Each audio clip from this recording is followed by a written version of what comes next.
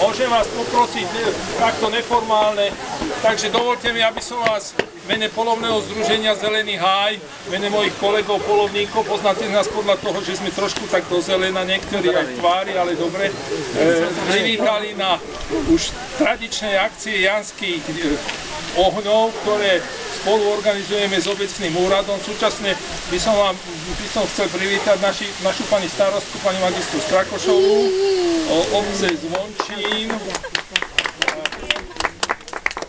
Sme radi, že ste prišli v takom hojnom počte. Ja vidím, že väčšina je tu naša rodina a naši známi a priatelia, ale o to nás viac teší, aby sme sa trošku aj pochválili, že my polovníci, teda sa u nás hovorí, že len strieľame, ale teraz, keď kto si dá guláš, ten pán, čo ho čapuje, teda dáva, aj ho strelil, aj ho urobil, aj ho dáva, takže aby ste vedeli, má k tomu srdcový vzťah.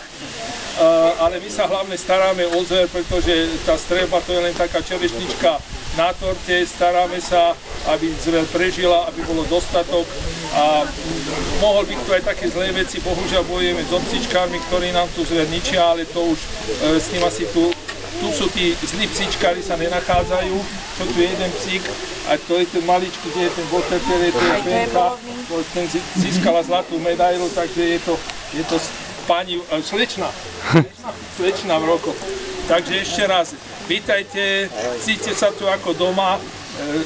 Všetci naši kolegovia, teda moji kolegovia sú v dispozícii, čo sa týka jedenia, pohostenia. Ak robíme dobre, dajte to ďalej. Ak sme niečo spravili zle, zabudnite na to. Ďakujeme pekne. Poprosím pani starostku. Rečami dlho zdržovať, myslím, že akcia je zahájená, guláš chutí, to je dobré. Ja by som len chcela poďakovať polovnému združeniu, lebo v tej reči chýbalo ešte jedna vec, ktorú robia polovníci, a to je, že vysadzajú remízy a tento rok teda vysadili dva naozaj veľké remízy. Vysadili cez 120 stromov a cez 400 kríkov. Takže, a to je úctyhodný počet, pretože nám to chráni dedinu proti povodniam. Tak aby ste vedeli, že aj toto je ich zásluha a ja im za to veľmi pekne ďakujem aj za túto akciu. Bavte sa. Keďže sme polovníci, tak trošku, my tu máme nejakú streľbu, poprosím deda a vnúka, aby nám ukázali, ako strieľajú na bažantko. Pozrite sa.